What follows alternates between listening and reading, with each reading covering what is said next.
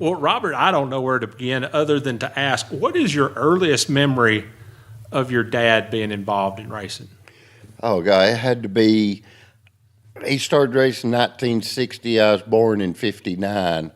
So I actually can remember him racing probably at the age of 6 or 7, and probably heard enough stories that I might not have really remembered them, but I've just never forgot the stories. But by the time I was 10 years old is when I really realized what my dad done. What was it at 10 years old that made you realize that? You know, you get up a little bit in age, and racing was becoming somewhat of a sport that people started following, leaving the days of drag racing or moonshine, let's don't say drag racing, just what racing was brought up on. And here we are in Western North Carolina, one of the big capitals of where the moonshine started. Now, tell me, you mentioned earlier while I was getting set up that your family had been involved in moonshining. Tell me about the Dukes of Hazzard here in Asheville. Well, I mean, it's like say, grandfather and them, made it, and that was their way of living. But what people don't understand right here, over a mile and a half up the road was a place, a little old gas station, and a man built moonshine cars, took and put Cadillac motors in them. He went and beefed up the rear springs and was one of the best flathead Ford people there ever was.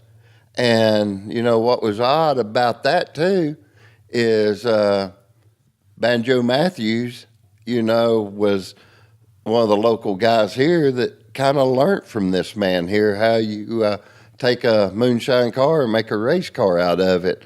And it was up there. And one of the funniest stories about it all is Jack Ingram just lived about 3 miles away. And Jack used to get on his bicycle, he said, when he was 10 or 11 years old, and ride down Bavard Road and pull in, and wanted to hang around that garage because Jack was getting interested in it, and said that the man said, "Hey, I got a job for you.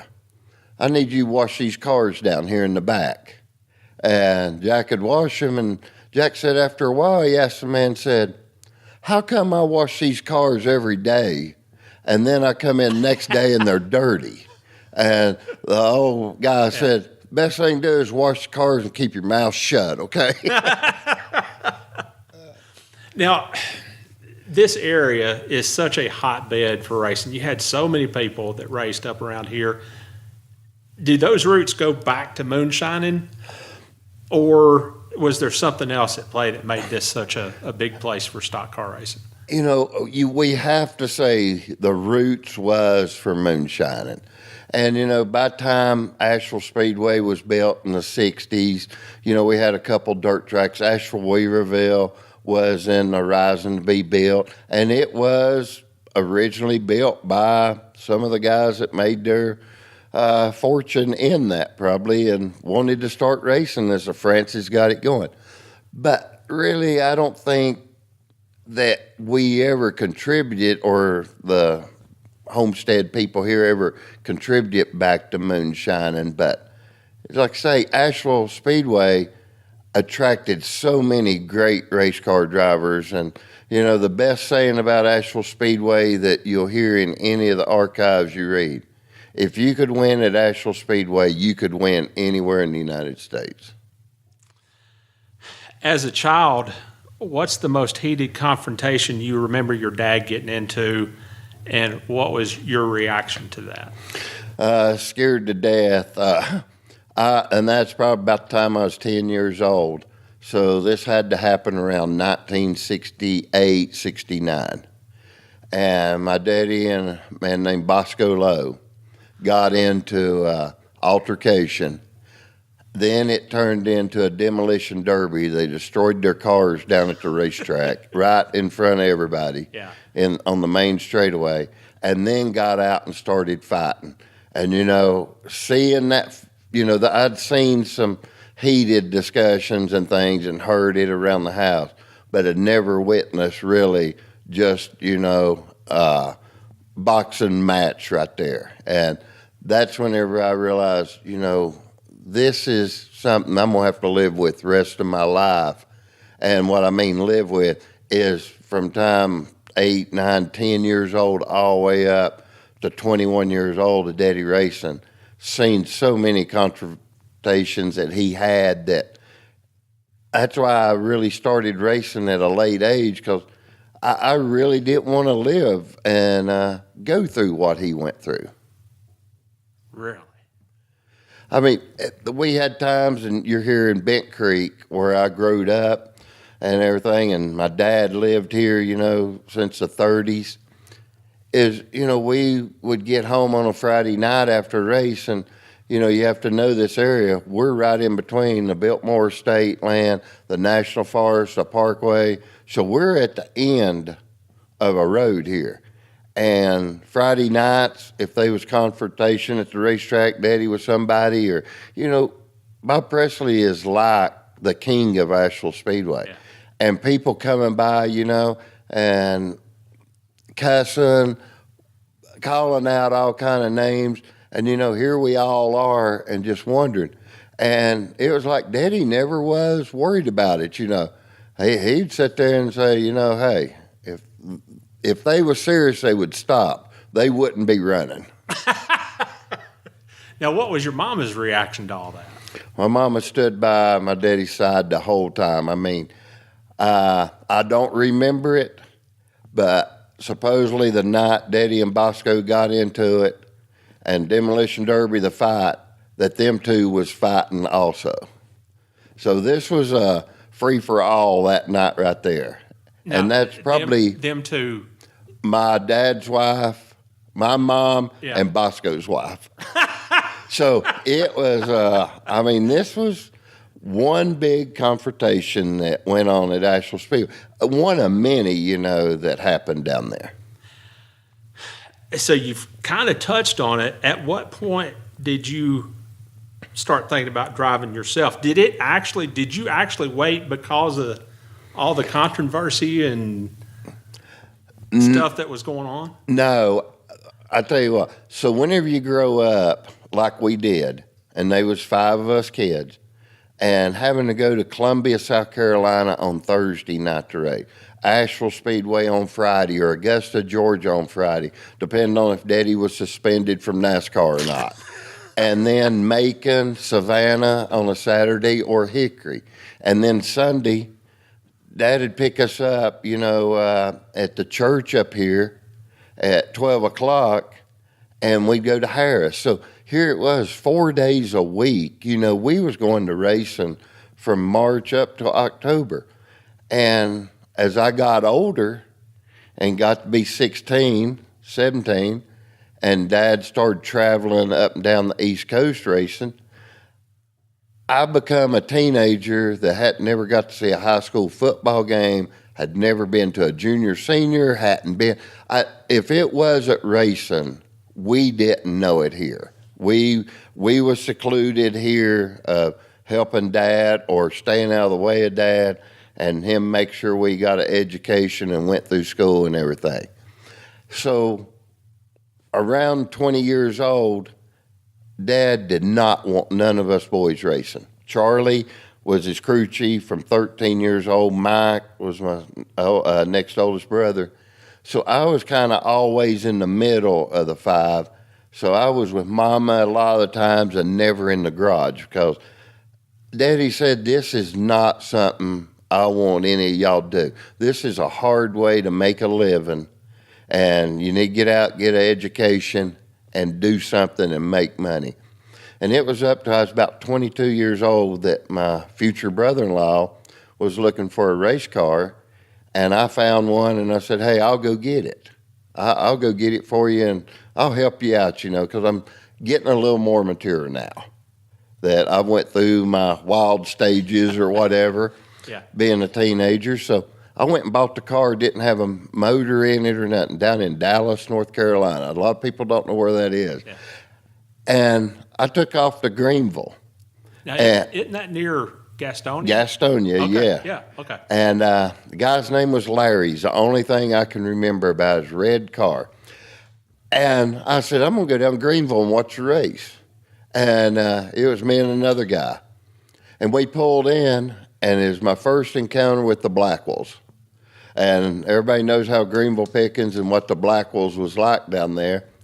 And said, "You going to race that car?" I said, "No." He said, "Well, why you got it in my pit area?" I said, "Well, I just went and bought it, ain't got a motor in it." He said, "Well, we're going to push it out there. We need another car."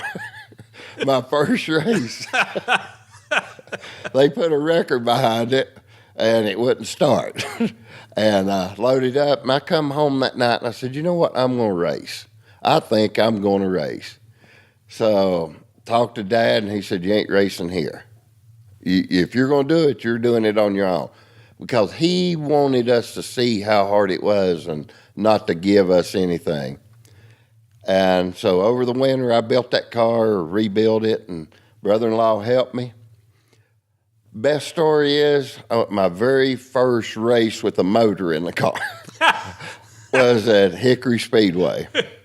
And I go down there, practice, qualify, and back then you run heat races, so odd numbers in one, even in the other.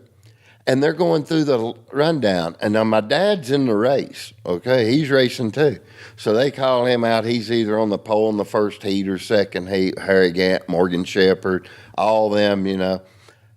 And they go to second heat, and they start calling out the names.